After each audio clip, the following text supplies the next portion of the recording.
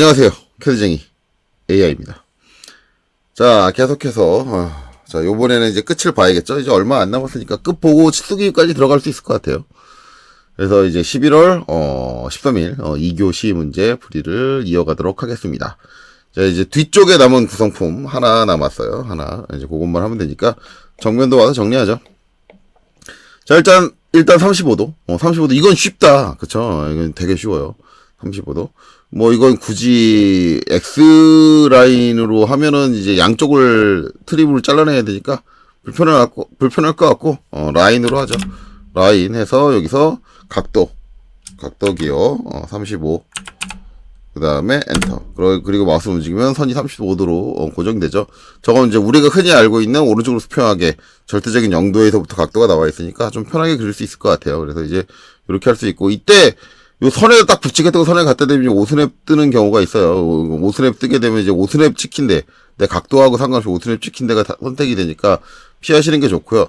저걸 활용을 하시려면 이제, 극좌표 모드로 놓고, 그 다음에 이제 아마 근처점을 오스냅에 추가를 해놔야 되는데, 자동 오스냅에 추가를 해놔야 되는데, 저는 그렇게 사용하는 걸 별로 좋아하지 않기 때문에, 그러니까 특정 조건을 맞춰주면은 경사선을 가지고 여기에 딱 붙여주게 그려줄 수 있어요. 그 오스냅 조건, 자동 오스냅 조건이라는 건데, 그런 것들이 저는 오히려 불편한 조건이라고 생각을 하기 때문에 그렇게 사용하지 않습니다. 그러니까 그런 조건은 개별적으로 알아서 세팅을 해서 사용을 하시면 돼요. 어쨌든 저는 그 조건에 맞춰져 서 세팅이 안 돼 있으니까 그냥 길게 빼주고요. 그 다음에 이제 트림으로 잘라주겠습니다. 자, 그리고 트림 해서 이제 여기도 잘라주고 이제 얘도 잘라줘야겠죠. 이렇게 정리가 되고요. 그 다음에 이제 이 부분의 높이인데, 이 부분의 높이는 이제 우측 면도를 보면 알 수 있겠지만 그 부분에 관련된 형상이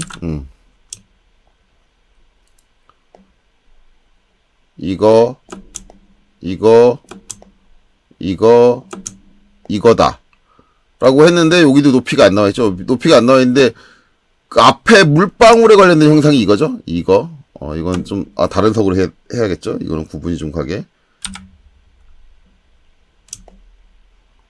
요거, 그 다음에 요거, 그 다음에 요거, 그 다음에 요거. 그래서 이제 이 부분의 높이를 알아요. 이 부분의 높이를 아는데, 그렇다는 건 이 튀어나온 형상이 여기랑 같은 위치에 있다. 그리고 그 사이에 이제 별도의 이중선이 가 있거나 뭐 다른 위치에 선들이 없다 라는 거 봐서는 저 두 개는 같은 높이다. 즉 이 원의 4분점의 높이가 이 부분의 높이다라는 얘기가 되겠죠. 그래서 이건 굳이 이제 우측면에서 따오지 않아도 여기서 요걸로 귀결이 될 거예요. 그리고 이제 그게 여기서 그 다음에 이제 요 사이가 되는 거고, 지금 그려준 이 형상이 이 형상보다 앞에 있습니다. 이 형상이 이 형상 뒤에 있죠. 그러니까 자연스럽게 이 형상에 가려진 이 수직선의 부분은 무슨 선? 가려져 있으니까 숨은 선으로 표현돼야 된다. 그래서 BR 얘 선택하고 F, 그 다음에 여기 있는 교차점 찍고 교차점 다시 찍어서 선을 두 개로 분리한 다음에 얘는 숨은 선으로 바꿔줘야겠죠. MA 숨은 선입니다 라고 돼야겠죠.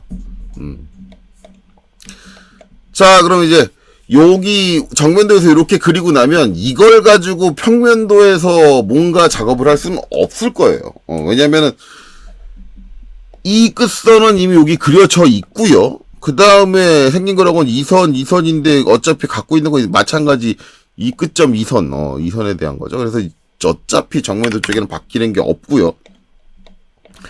그 다음에 이제 우측면도에서 바뀌는 거는 이제 일단 이모소리, 그쵸?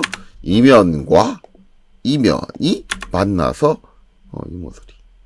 이게 있고요. 그 다음에 이제 또 요 전체적인 높이 요게 나왔는데, 이건 여기 그려져 있으니까, 어차피 뭐 추가적으로 필요한 부분, 여기 더 삐져나가야 되는 부분은 연장을 해서 처리를 하면 될 거예요. 연장을 해서 처리를 하면 되고, 그 다음에 이제 또 한 가지는, 이게 이제 앞쪽은 이 형태지만, 뒤쪽은 이제 요 부분이 얘랑 합쳐진단 말이에요. 합쳐지면서 요 바닥면은 결국 요 블럭이 있는, 그러니까 평면도상에서 이제 요 부분은 요 부분에서 뭐예요? 요 경사면이, 이 뒤에 있는 요 돌출부가 합쳐져요. 합쳐지면서 여기에 모서리가 발생을 해요. 여기. 모서리가 발생, 이 모서리는 우측면도에 표현이 돼줘야겠죠. 그래서,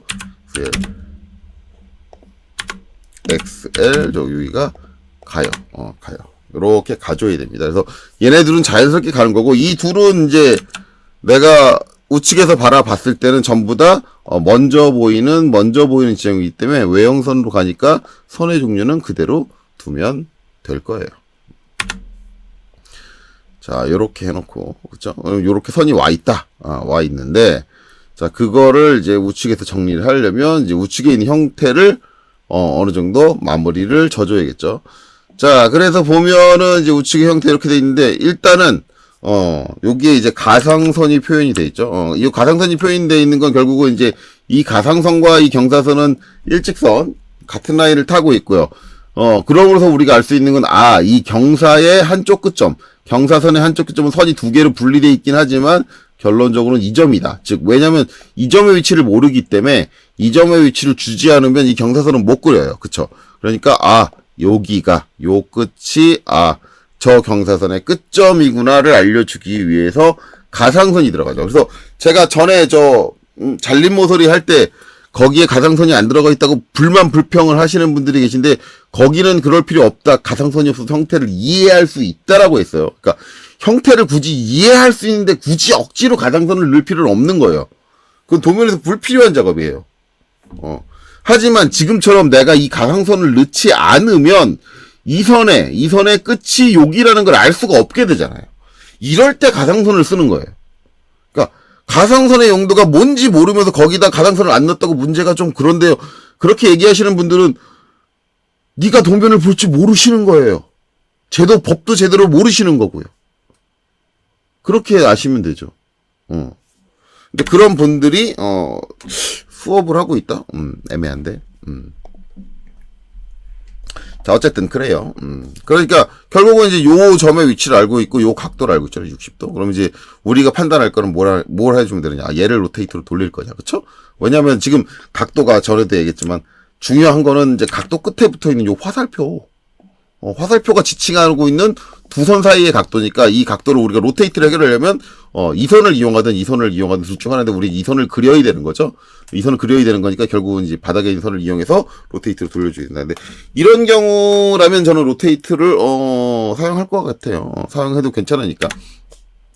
우리가 이제 로테이트의 장점은 이제 여기 써 있는 각도 그대로 시각적으로 표현되면서 돌려줄 수 있다라는 게 장점이기 때문에 그래서 로테이트를 쓰시는 분들이 많은 것 같아요. 요번엔 로테이트로 각도를 그리겠습니다. 바로. 그쵸? 자, 그리고 이제 예선, 이선과 이제 경사선 사이의 각도니까. 이 선을 클릭하고, 그 다음에 이제 끝점은 이제 당연히 요 회전축이 요 점, 우리가 알고 있는, 이 경사에 알고 있는 요 점이 되겠죠.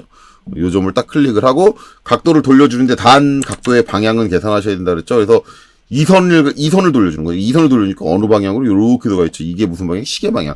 시계 초침이 흘러가는, 시계 분침이 흘러가는 그 방향이잖아요. 그렇다면 각도의 그 방향성에 의한 부호는 당연히 시계 방향이니까 마이너스죠. 우리는 반시계 방향을 플러스로 씁니다. 그러니까 마이너스 60도가 입력되겠죠. 단 마이너스 60도를 입력하기 전에 뭐가 지금 바닥선을 돌리고 있는 거니까 바닥에 있는 이 선을 돌리고 있는 거니까 그냥 돌리면 어떻게 돼요? 얘는 없어져요. 근데 우리 없어지면 안 되겠죠. 그대로 있어야 돼요. 있어야 되니까 단 돌려주는데 복사 C를 입력하고 엔터, 그 다음에 마이너스 60도를 입력한다. 엔터. 자, 여기까지 정리가 되면, 자, 그러면 뭐예요? 얘랑, 그쵸? 얘랑, 이게 쭉 이어져야겠죠. 왜냐면 이게 물방울하고 이어지는 게 아니라, 우리가 그리고자 하는 형태가 물방울하고 요 같은 높이에 있어요. 그래서 그 높이가 쭉 연장돼서 오는 거죠. 그래서 이게 이제 딱 닿게 해줘야 되는데, 이때 쓰기 좋은 게 뭐라 그랬어요? 필렛. 필렛 쓰면 좋겠죠? F 하고 Shift 키 누르고, 이 선. 하면 트리까지 딱 돼가지고 저렇게 정리가 된다. 그쵸? 그러면 요렇게 정리가 됐다.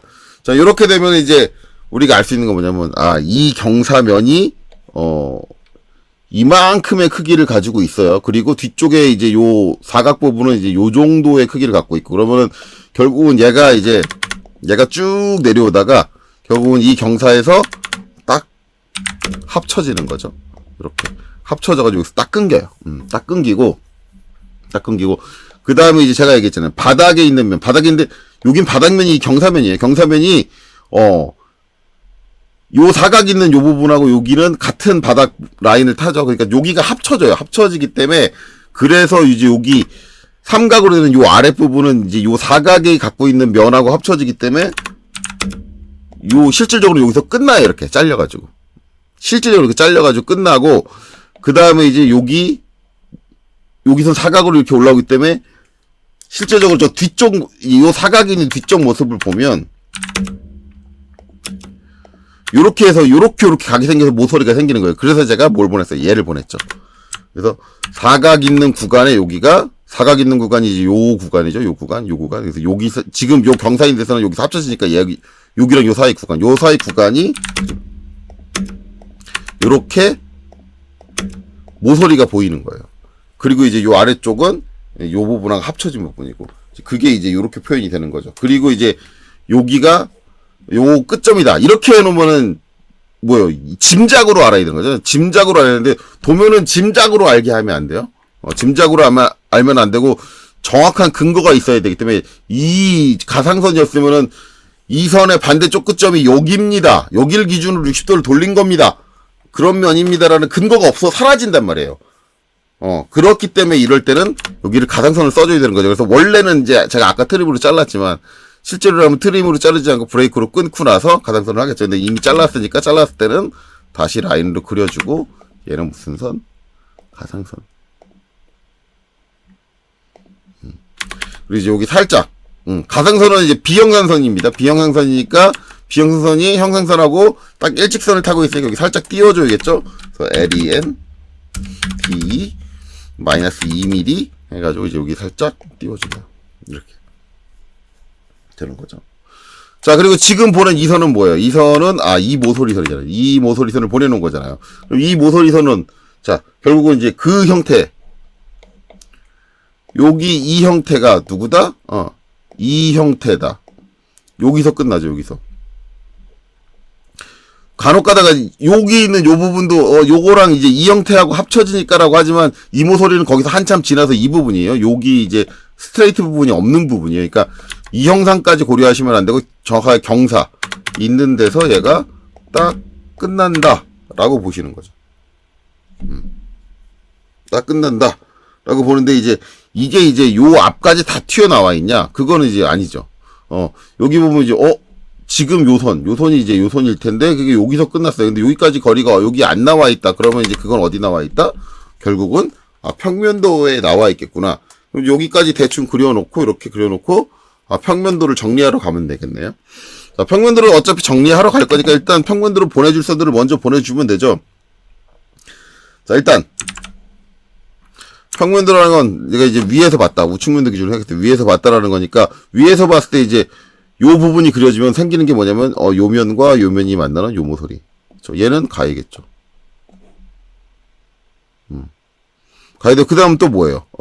제일 끝쪽에 이렇게 모서리 선이 있는데 거기가 끝나는 위치가 여기다. 그쵸? 그럼 얘도 가야죠. 이렇게 가야죠.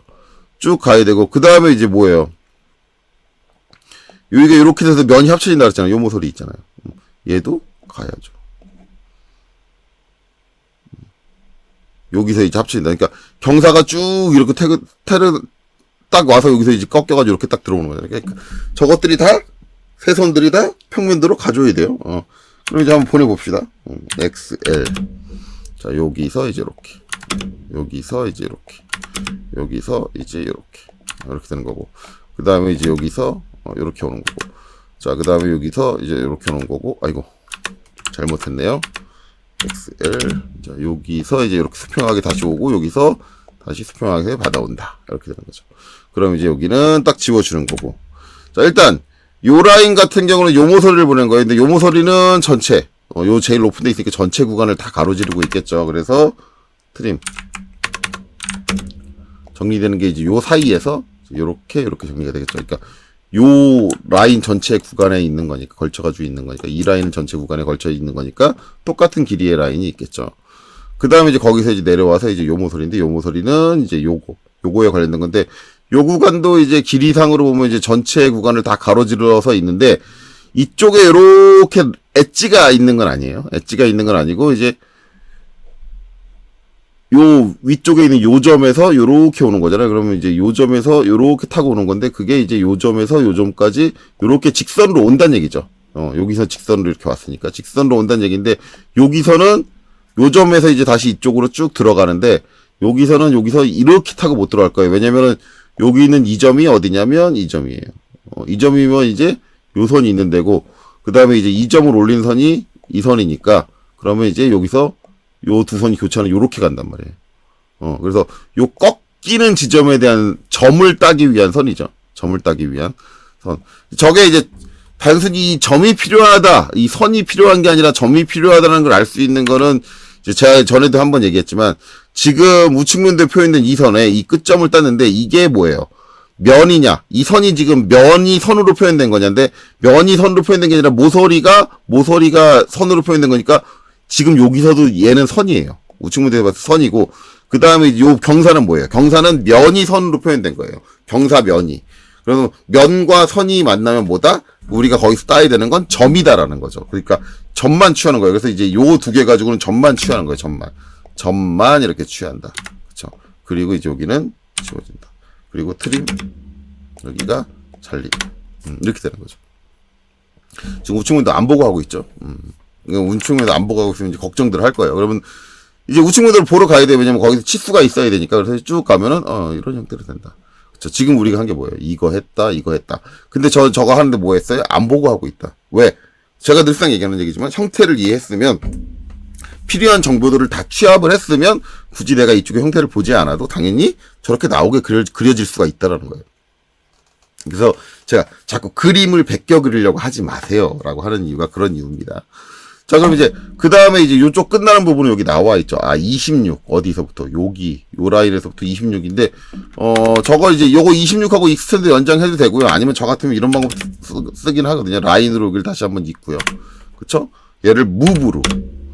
선생님 옵셋으로 하면 되잖아요. 무브로 하시는 이유는, 옵셋 하면 이제 옵셋하고 나서 여기 얘는 지워줘야 되잖아요. 근데 무브로 하면, 무브로 얘를 딱 선택을 하고, 엔터, 빈 곳을 찍고, 위로 딱. 이때 직교는 켜져 있어야겠죠. 왜냐면 수직하게 올라가야 되니까. 위로 26. 이렇게 보내주면 되겠죠. 그리고 트림. 잘라주면 돼요. 그래서 우리가 일반적으로 간격을 띄울 때는 항상 옵셋이 최우선이다라고 생각을 하고 사용하는 경우가 많은데, 실질적으로는 이제 옵셋을 써야 되는 경우는 원본선이 남아 있어야 될 경우고, 원본선이 없어지는 경우는 옵셋보다는 무브가 더 좋아요. 직교를 이용해서 무브를 해주는 게 더 훨씬 편하다. 그렇죠?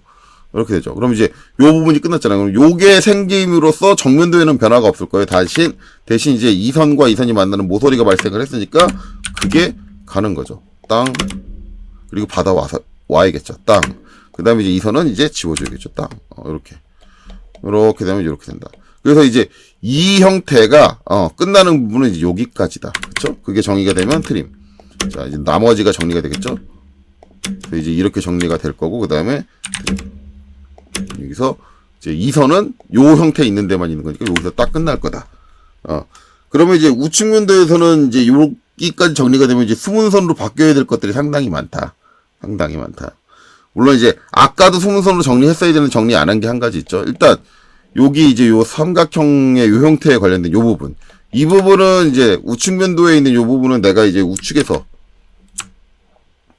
평면도 기준으로 봤을 때 우측에서 이렇게 바라보니까 요렇게 해서 요렇게 면이 생기잖아요. 그럼 요 삼각면에서 이쪽에 있는 모서리는 얘는 수문선이 돼야 돼요. 그쵸? 그러니까 이제 기본적으로 일단 얘는 수문선이 돼야 됩니다. MA. 자, 그래서 요렇게 되고요.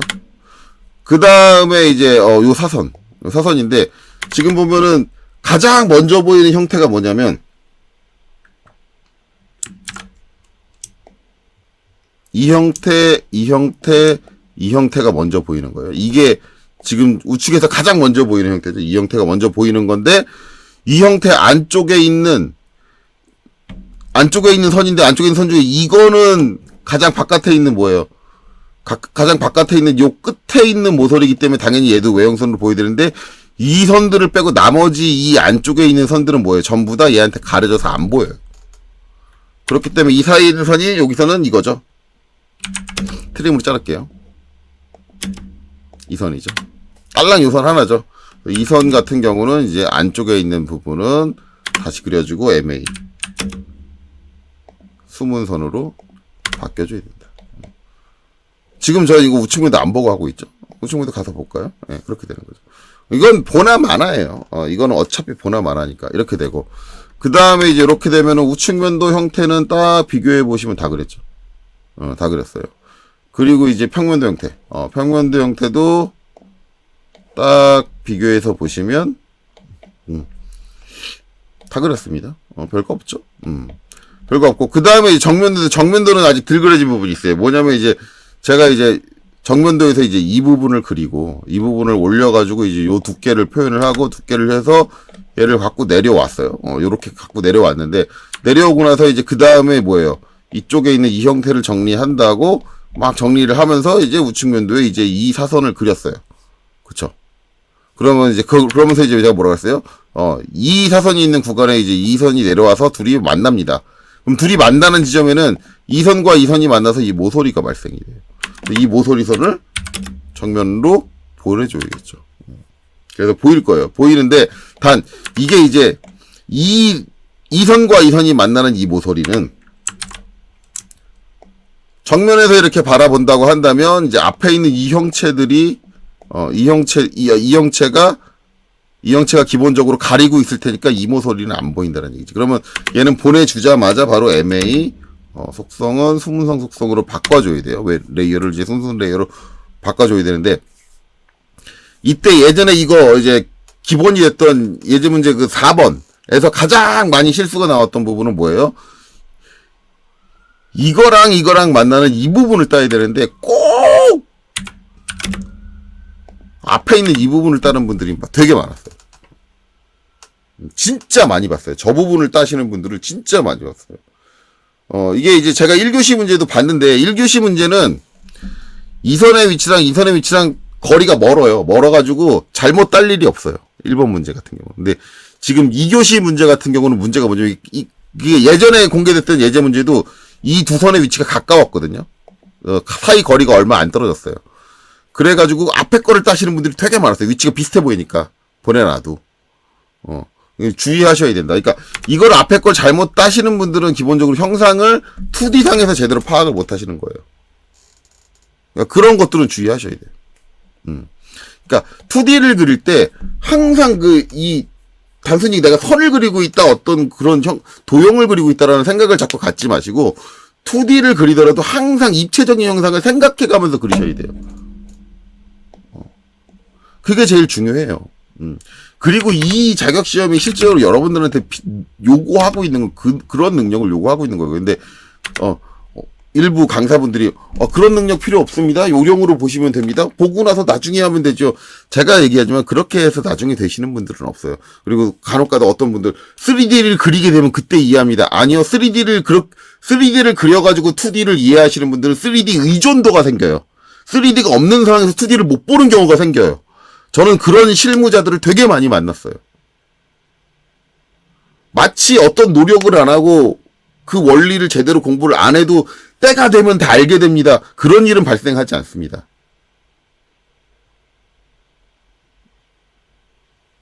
그러니까는 지금 이거 시험을 공부를 하실 때 제대로 이걸 하세요. 제대로. 절대 그런 일은 발생하지 않아요. 제가 많이 봤어요. 실무에서. 꼭 실무 경력 몇 년 된 분이에요. 제가 전에도 한번 얘기했던 것 같은데 2D 가지고 막 얘기를 하고 있으면 저는 그거 3D를 그려보지 않으면 못해요. 그 친구는 3D 그릴 줄 아는 친구예요.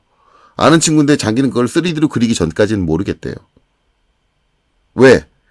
형태에 대한 이해를 항상 3D를 그려놓고 했기 때문에 3D를 그리지 않으면은 2D만 보면 3D를 머릿속에 못 그리는 거예요. 그런 사태가 여러분들이 발생할 수 있는데, 그런 사람은 실무에서 캐드하기 힘들어요.